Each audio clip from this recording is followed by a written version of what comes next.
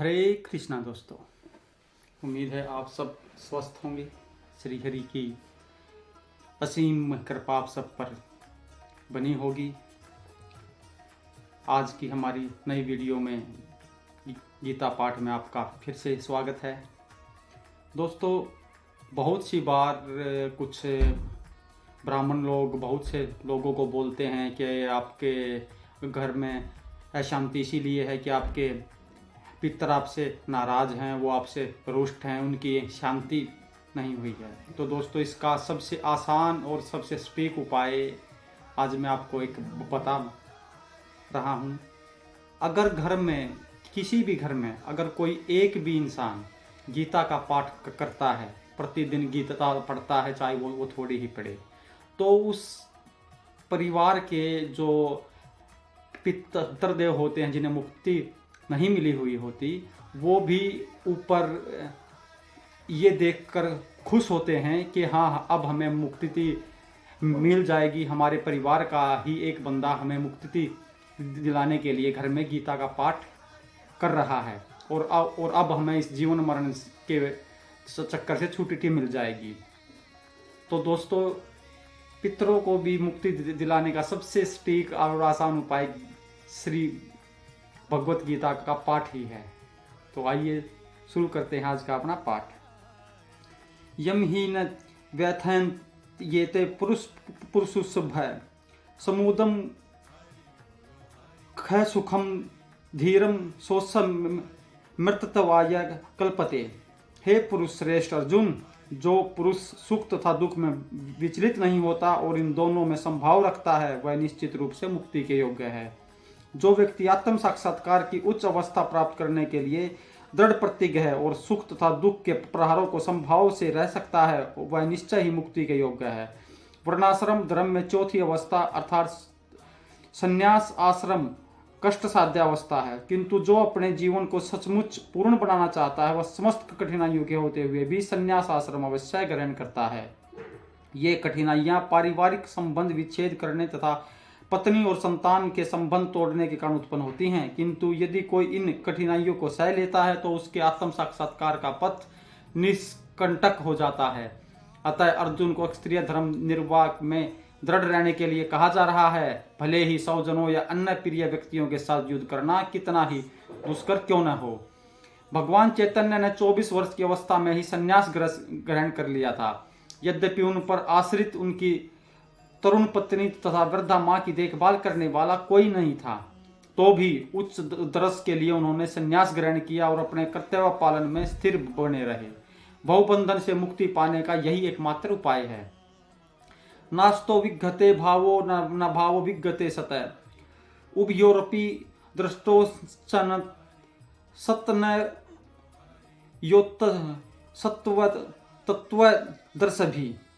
तत्वदर्शियों ने यह निष्कर्ष निकाला है कि असत भौतिक शरीर का तो कोई चिरस्थायित्व नहीं है, किंतु सत आत्मा अपरिवर्तित रहता है। उन्होंने इन दोनों की प्रकृति के अध्ययन द्वारा यह निष्कर्ष निकाला है। परिवर्तनशील शरीर का कोई स्थायित्व नहीं है। आधुनिक चिकित्सा विज्ञान ने भी यह स्वीकार किया है कि विभिन्न कोशिकाओं की क्रिया प्रतिक्रिया द्वारा शरीर प्रतिक्षण बदलता रहता है।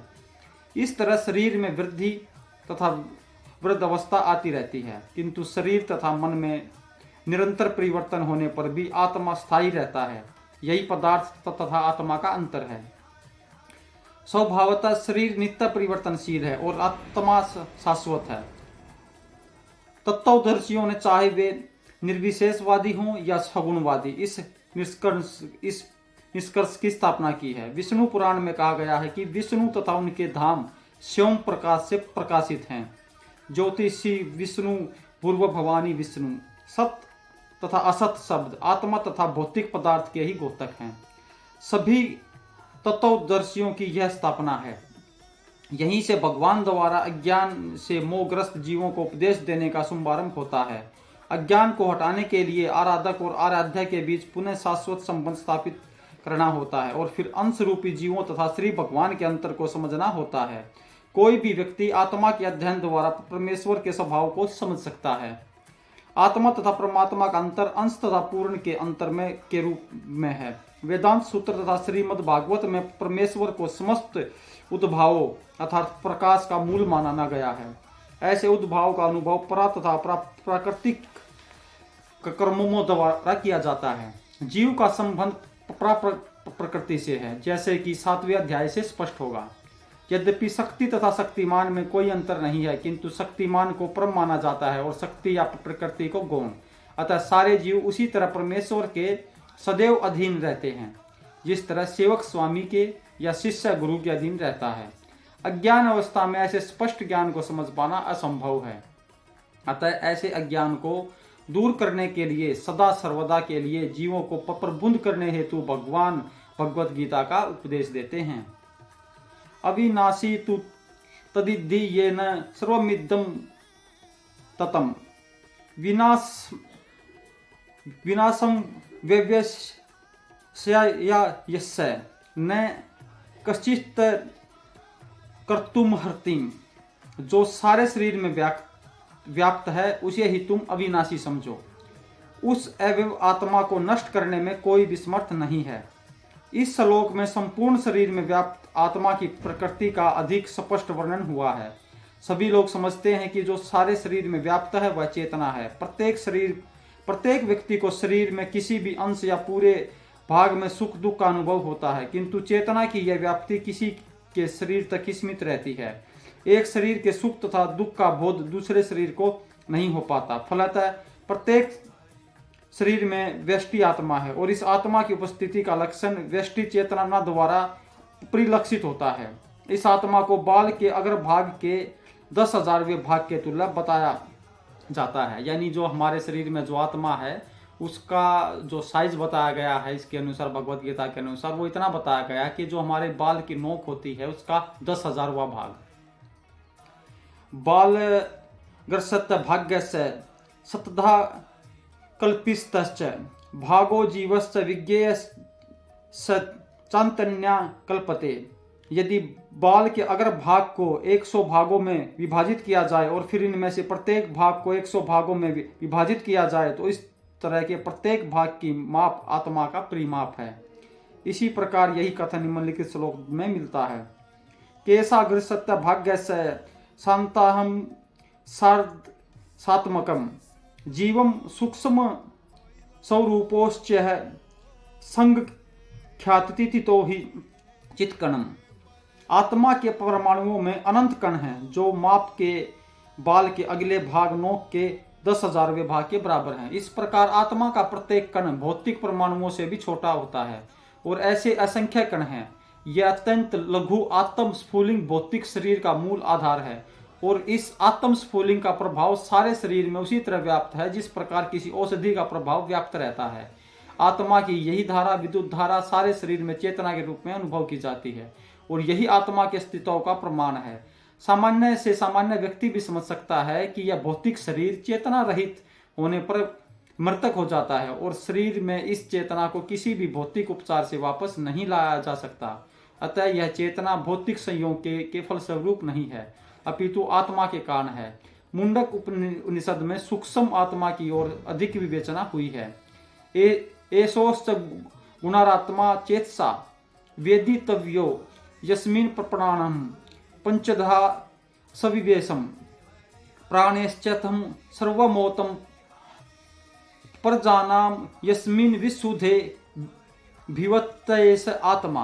आत्मा आकार में अणुतुल्य है जिसे पूर्ण बुद्धि के द्वारा जाना जा सकता है। यह अणु आत्मा 5 प्रकार के प्राणों में तैर रहा है। प्राण, अपान, व्यान, समान तथा उदान। यह हृदय के भीतर स्थित है। देहधारी जीव के पूरे शरीर में अपने प्रभाव का विस्तार करता है। जब आत्मा को 5 वायुओं के कलमश से शुद्ध कर लिया जाता है तो इसका आध्यात्मिक प्रभाव प्रकट होता है। हठ योग का प्रयोजन विविध आसनों द्वारा उन 5 प्रकार के प्राणों को नियंत्रित करना है जो आत्मा को घेरे हुए हैं। यह योग किसी भौतिक लाभ के लिए नहीं अपितु भौतिक आकाश के बंधन में अणु आत्मा की मुक्ति के लिए किया जाता है। इस प्रकार अणु आत्मा को सारे वैदिक साहित्य ने स्वीकारा है और प्रत्येक बुद्धिमान व्यक्ति अपने व्यवहारिक अनुभव से इसका प्रत्यक्ष अनुभव करता है। केवल मूर्ख व्यक्ति ही इस अणु आत्मा को सर्वव्यापी विष्णु तत्व के रूप में सोच सकता है। अणु आत्मा का प्रभाव पूरे शरीर में व्याप्त हो सकता है। मुंडक उपनिषद के अनुसार यह अणु आत्मा प्रत्येक जीव के हृदय में स्थित है, और चूंकि भौतिक विज्ञानी इस अणु आत्मा को माप सकने में असमर्थ हैं, अतः उनमें से कुछ यह अनुभव करते हैं कि आत्मा है ही नहीं। व्यष्टि आत्मा तो निसंदेह परमात्मा के साथ साथ हृदय में है, और इसीलिए शारीरिक गतियों की सारी शक्ति शरीर के इसी भाग से उद्भूत है। जो लाल रक्त कण फेफड़ों से ऑक्सीजन ले जाते हैं, वे आत्मा से ही शक्ति प्राप्त करते हैं। अतः जब आत्मा इस स्थान से निकल जाता है तो रक्तोत्पादक संलयन यानी फ्यूजन बंद हो जाता है। औषधि विज्ञान लाल रक्त कणों की महत्ता को तो स्वीकार करता है, किंतु वह यह निश्चित नहीं कर पाता कि शक्ति का स्रोत आत्मा है। जो भी हो, औषधि विज्ञान यह स्वीकार करता है कि शरीर की सारी शक्ति का उद्गम स्थल हृदय है। पूर्ण आत्मा के ऐसे अणु कणों की तुलना सूर्य प्रकाश के कणों से की जाती है। इस सूर्य प्रकाश में असंख्य तेजों में अणु होते हैं। इसी प्रकार परमेश्वर के अंश उनकी किरणों के परमाणु स्फुलिंग हैं और प्रभा या पराशक्ति कहलाते हैं। अतः चाहे कोई वैदिक ज्ञान का अनुगामी हो या आधुनिक विज्ञान का, वह शरीर में आत्मा के अस्तित्व को नकार नहीं सकता। भगवान ने स्वयं भगवत गीता में आत्मा के इस विज्ञान का विशद वर्णन किया है। अंतवंत इमे देहा नित्य संयोक्ता शारीरिन अनाशिन्योश्च परमेश तस्मा दुधयस्व भारत। अविनाशी अप्रेम तथा शाश्वत जीव के भौतिक शरीर का अंत अस्वभावी है। अतः हे भारतवंशी, युद्ध करो।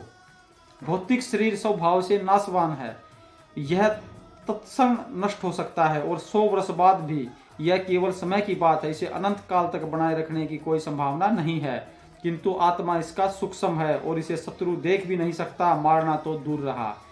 जैसा कि पिछले श्लोक में कहा गया है, यह इतना सूक्ष्म होता है कि कोई इसके मापने की बात सोच भी नहीं सकता। अतः दोनों ही दृष्टि से शोक का कोई कारण नहीं है, क्योंकि जीव जिस रूप में है न तो उसे मारा जा सकता है, न ही शरीर को कुछ समय या स्थायी रूप से बचाया जा सकता है। पूर्ण आत्मा के सूक्ष्म कण अपने कर्म के अनुसार ही यह शरीर धारण करते हैं। अतः धार्मिक नियमों का पालन करना चाहिए। वेदांत सूत्र में जीव को प्रकाश बताया गया है, क्योंकि वह परम प्रकाश का अंश है। जिस प्रकार सूर्य का प्रकाश सारे ब्रह्मांड का पोषण करता है, उसी प्रकार आत्मा के प्रकाश से यह भौतिक देह का पोषण होता है। जैसे ही आत्मा इस भौतिक शरीर से बाहर निकल जाता है, शरीर सड़ने लगता है। अतः आत्मा ही शरीर का पोषक है। शरीर अपने आप में महत्वहीन है, इसीलिए अर्जुन को उपदेश दिया गया है कि वह युद्ध करे और भौतिक शारीरिक कारणों से धर्म की बलि न होने दे। यह एन वेति हंतारम यश्चैनम मनियन्ते हतम उभो तोनि विजानीतो नाय हंति न हनियन्ते। जो इस जीवात्मा को मारने वाला समझता है तथा इसे जो मरा हुआ समझता है, वो दोनों ही अज्ञानी हैं, क्योंकि आत्मा न तो मरता है और न मारा जाता है। जब देहधारी जीव को इस किसी घातक हथियार से आघात पहुंचाया जाता है, तो यह समझ लेना चाहिए कि शरीर के भीतर का जीवात्मा मरा नहीं, आत्मा इनका सूक्ष्म है और इसे किसी तरह के भौतिक हथियार से मार पाना असंभव है, जैसा कि अगले श्लोकों से स्पष्ट हो जाएगा। न ही जीवात्मा अपने आध्यात्मिक स्वरूप के कारण बद्ध है, जिसे मारा जाता है या जिसे मरा हुआ समझा जाता है।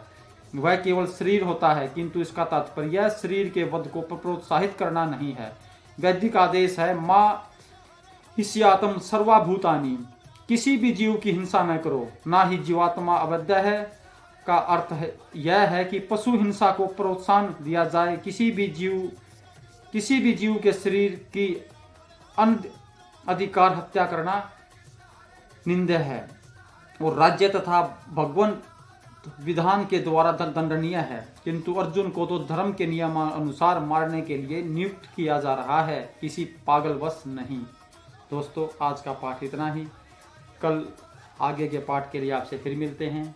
आपसे बार बार विनती है, ये मार्गशीर्ष का महीना सिर्फ 15 दिन का बाकी है। इस महीने का पूरा लाभ उठाइए, इस वीडियो को पूरा देखिए, चैनल सब्सक्राइब कीजिए, वीडियो को लाइक और शेयर अवश्य कीजिए। कल तक के लिए आप भी महामंत्र का जप कीजिए। हरे कृष्ण कृष्ण कृष्ण हरे हरे, हरे राम राम राम हरे हरे, हरे कृष्ण। श्री हरि की कृपा आप सब पर बनी रहे।